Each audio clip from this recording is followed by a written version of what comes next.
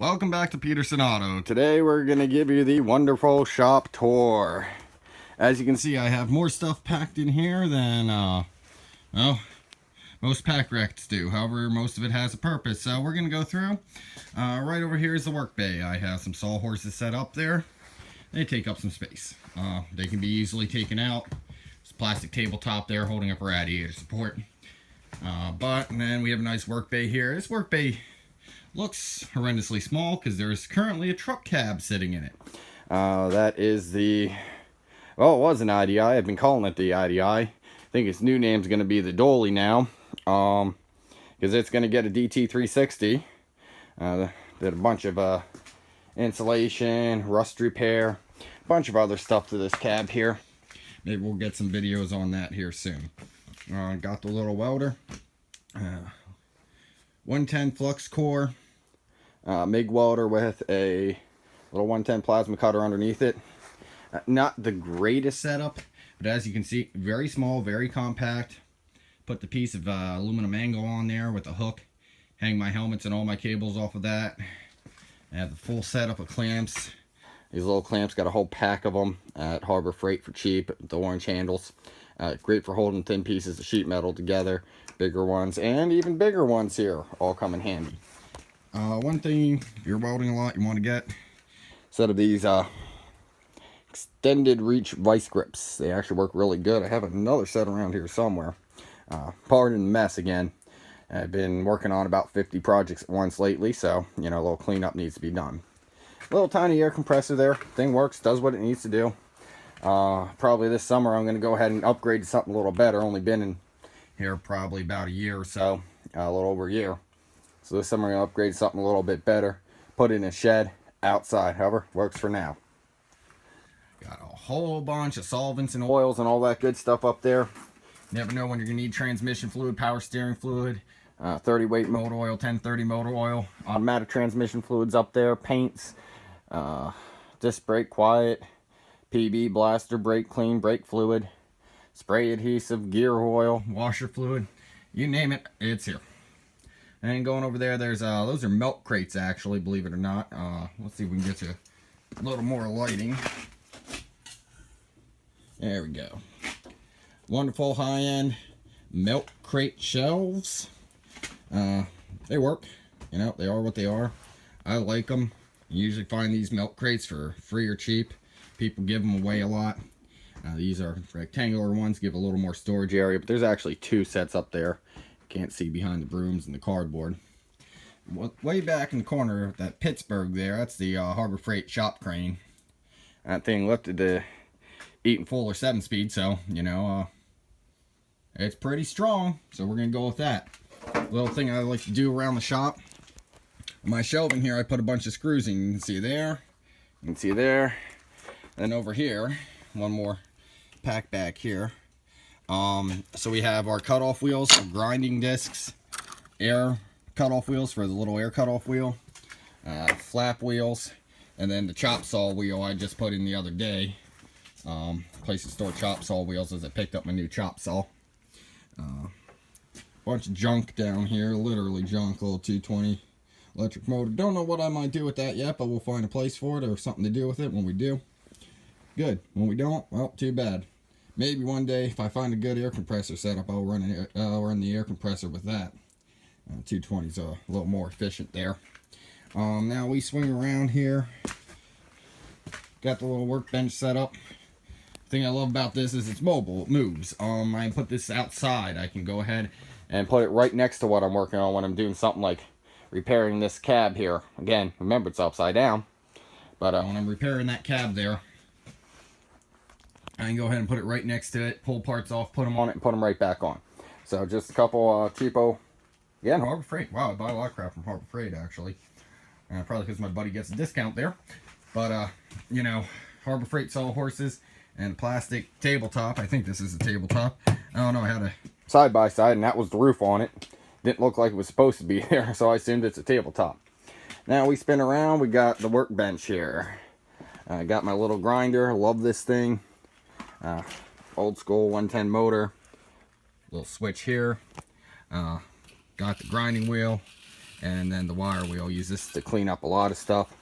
Went ahead and mounted a couple screws into the wood to support a piece of angle with the insert from a bushing there. It's just insert from the bushing, a bolt that went through that same insert. This particular one's off of a Mustang lower control arm. And then a couple pieces of angle iron, really kind of crappily welded together, but good enough. One of these days I might go ahead and smooth that out and make it look pretty. Decided to notch the angle iron to get a little bit of side cleaning action going on. There's a little notch there just to let it clear. Now if I do need this rest here fixed, I have that little piece on the end, and I have a piece of metal I'll put in here in the vise that'll actually lock it right in place. Love that setup. Feel free to duplicate it. Feel free to take it if you want. I thought it was a good idea. I thought it was really cool. And the other thing I like is the belt drive here. It's an old woodworking piece actually. Lift up the little things, put some oil in there. I use the Auto oil, seems to be working good. One side here, yeah, that side there is a reverse thread nut actually. And this is back in the day when they were worried about stuff coming off. So that one has a reverse thread, this one has a normal thread, and they seem to work pretty good. Run it all day, gets used, gets abused, takes everything I throw at it. Next is the vise. Morgan in Chicago. Yeah, I don't know if they still even make vices or not. And those things old as dirt, probably older than me. That being said, hammer on it, do most of my sheet metal fabrication on it. Just get yourself out the nice ball peen hammer, which I just happen to have laying around, and you know, start bending metal. It's a pretty heavy duty vise. You could probably use it to press a couple bearings and such on. Next we'll go up to the Droplet Light there. I love that little thing, just a nice little drop light. And I put a fluorescent bulb in. Look, I can touch it. Oh my. When I got this thing, it had a normal incandescent bulb, and that was horrible. But it's got the little clip on the side, and it's got the pivot, and then the fluorescent bulb so it doesn't burn you. Got some shelving up above the workbench there, some miscellaneous hose clamps, turtle wax, a bunch of kits, bearing seal driver kit, vacuum kit, easy out kit, dial indicators, 4-wheel drive hub sockets. This is 3/4 drive sockets, rarely use those, so they stay up there. And then, oh, it's little Harbor Freight packs, you know, because really sucks having to go out and make a 20-minute trip to get a Zerk fitting, or you know, vacuum tee or electrical connector. So all that's right up there. I just picked them up. Is what it is. I have a bunch of them. And back in there's a little more stuff, battery related for the most part, electrical related. And then some brake line fittings. Always have a ton of brake line fittings. By a ton, I mean a ton. And it's 4 or 5 packs right there. 1, 2, 3, 4. Yeah, 5 packs that are all mostly full. Love to keep those around because they're one of those things that just comes in handy. So we'll go ahead and cover one more quick tool, which is laying up here.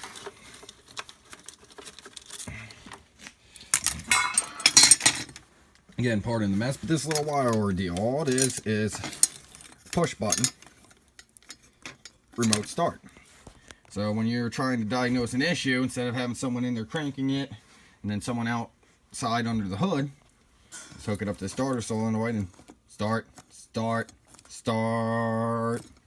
like go. Works really good. Has a couple little tiny clamps here on the end. That one's not in the best shape, but a couple little tiny clamps on the end here. All you do, as you can see, you got a little bit of a crimp there. You crimp them and it works. This one ain't nothing fancy. Made it years ago. It's been working for me since, and I haven't had any complaints or problems with it. So, little tool tip for you there. Something definitely worth getting. Keep a bunch of heat shrink around there. Some miscellaneous wood screws. Nice soapstone, which is more dusty than anything, for sharpening everything. We got some awesome here. Awesome, I have a lot of this actually over there, which this one can go back over. Actually, I'm running out now, but you get it at the dollar store or something like that, and cheap, easy to do for cleaning. I use it a lot. We have a power strip here right above the workbench. Harbor Freight Special again. At least I think that one is. Makes it easy. Putting a grinder or welder, there's an extension cord that comes down I can use the grinder with. Plug the welder right up into it. And I got a whole bunch of other stuff plugged into it now. Anyone who knows any household electricals can go, well, that's overloaded. Yes and no. If I had 6 other people in here and each one was using a machine, yeah, this thing would be well overloaded. It's got that little red light there, that's a circuit breaker. So, you know, I'm not going to have problems with it. I only blew it once, and I think that might have been another issue anyway. But thing works, thing runs. I love it, I use it up. Moving over here now. Wonderful thing of wire, some parts, some more parts. Those are wheel bearings. They go in the white trash millionaire truck then, and a bunch of hardware and such. Here you go. There's one I always keep on the workbench there. It's a speed bit. Picked this up for 30 bucks or so. Buy a good one, don't buy the Harbor Freight ones. Buy a good one, you'll be much better off, much happier with it. But speed bits, Sharpies, get a ton of them, literally a ton of them. Anytime you're in the shop you need to mark a piece of metal, mark a connector, anything like that. Sharpies work great as long as you're not hosing them off. Nor the rest of the parts on here, they're about useless. They're just in there for temporary until I get that cab back together. Now I'll get over here to the drill press. This thing is definitely older than me. It is a Dunlap. So yeah, definitely old, but works great. Runs well, works great. Speed adjuster there, you can see the pulley in the back. There's another one under this case, so you can adjust your speeds, lock it in, up and down adjustments. Has the normal deck, which as you can see can move, or the bottom deck. It's a little belt sander here. I use this thing for a lot of like little metal cleanup. Actually don't use it too much because it's kind of hidden back here with a bunch of other stuff right now. Once I get this place organized, we'll be using it more. And a little metal cleanup when you're making a little bracket. You know, got to deburr it, you can use that pretty well. Some shelving back here. This is all old display cases actually from a Borders bookstore. That being said, you can pick up these retail shelves very cheap. What works. I like these because they have little compartments. You can put crap in there you never use. I mean, never use. But that one time you need it, it's right there. So now we're going to go around over here. I have a brand new chop saw. Look at that. New chop saw, great thing. Just tested it out, made one cut with it. But it's Harbor Freight model, and maybe we'll do a review on that and see how well that goes. Here's my Ryobi grinder. That normally hangs out on the other side of the shop over here by the door on those shelves. But doing metal work, we've been doing a lot of it. I wind up keeping it probably right within reach. Well, there's that other pair of big jaw vice grips. Back to the workbench again. Something I forgot is there's a Ryobi battery charger here for the Ryobi impact driver. Ryobi drill. Home Depot, I think it is, carries Ryobis. 3 or 4 years ago, I got this and drill, 2 batteries, and a charger on sale. Black Friday or Father's Day sale. So keep an eye open for it. They do it a whole bunch of other times, Black Friday and around Christmas usually. They put that on sale. 100 bucks for the pair, 2 batteries, and a charger. I've literally beaten the crap out of this thing and the drill. They used all the time, and they take a beating and take abuse, and they work just as well as anything else. That Ryobi drill through anything. I've ran that little speed bit there through some 3/8 inch steel, and I've ran other bits, 1/2 inch, 5/8 bits through steel that's 3/16 plus. So each time, normal drill bit, speed bit, they all work well. Got another charger over here, which is mounted up on the post by the fire extinguisher. Another fire extinguisher, which is down there. There's the table saw, which I just have to find a home for. But yeah, I got the other charger mounted up here, so I actually have 2 chargers now. Well, 3 chargers because I have one in the house. I actually have another drill in the house too. I keep in my house. And then I have 4 batteries and a bunch of other stuff. But this convenient outlet here allowed me to mount a snap-on charger for a snap-on Battery impact. You know what? That thing has not been used in months now. I loved it when I got it. Died. Rebuilt the battery packs. They died again. No longer supported by Snap-on. I'm not sure what I'm doing with it. But if you look up, a couple grease guns there. Always good to have grease guns around. But they're messy. They're ugly. They suck. I'll hang them from the ceiling. I'm not greasing stuff every day of my life, so I hang them from the ceiling. Walk over here, you can see my nice little couch. Now it's the original seat out of the White Trash Millionaire truck. Foam on the driver's side was sagging, so now it's a couch. Bunch of other parts back there for the dolly project that's going together. DT360 swap with a 7-speed Eaton Fuller manual transmission. Yes, that big black thing is a transmission. That shifter is about 4 foot tall, and it's on a Harbor Freight furniture dolly. Yeah, transmission's supposed to weigh 700 pounds. Dolly's supposed to be 1,000-pound capacity. That didn't work out well, so I had to reinforce that. That being said, there's the transmission going into the dolly project. Probably have more on that project here come spring. Right now, like I said, I'm just doing a bunch of body work. Got the urinal. Gotta have a place to take a leak. Got the urinal in the garage. Bunch of other parts. That's great parts storage back there. I've always used that area between the oil tank and the furnace as a parts storage area, and it works great. Over here is the sink. Had to do some sewer work on the house. Had to tie into that line coming down there, so this sink got disconnected and moved away. Got to get it connected back up at one point here. However, that sink is going to be a wash and prep sink once I find more room in here, because I have a dash, a rear window, heater box, some insulation for the firewall, trash can, and my big old 2.5 ton, no, 2.25 ton it says, jack there. Like that jack lifts up just about anything these diesel trucks I have to deal with. So I also got this for my birthday here a couple days ago, about a week ago. It's a Harbor Freight toll cart. So we're going to see how this thing runs and rolls. I'm debating putting some bigger pneumatic tires on it to take it across the stones and whatnot, because, you know, in here I have the workbench, but this will work good too. I can put tools in the drawer. I just got to go ahead and see how well it's going to work out in the stone in the driveway, because that's really my goal. I like to work outside when it's nice out. You know, this time of year being winter, I have to stay inside, but when it's nice, I'm going outside. So that will be coming with me when I go outside to work. We'll see how well it holds up. If it doesn't hold up well, it's getting modified. Got a bunch of other half-finished projects over here, like this wonderful creeper. You know, kind of one of those things I've had long enough I'm not really wanting to let go. And there's a high lift jack back there.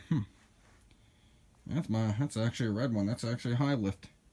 There's a nice little nice end hook on it with the little grippy things. I don't know what they're for, but yeah, high lift jacks, love those things.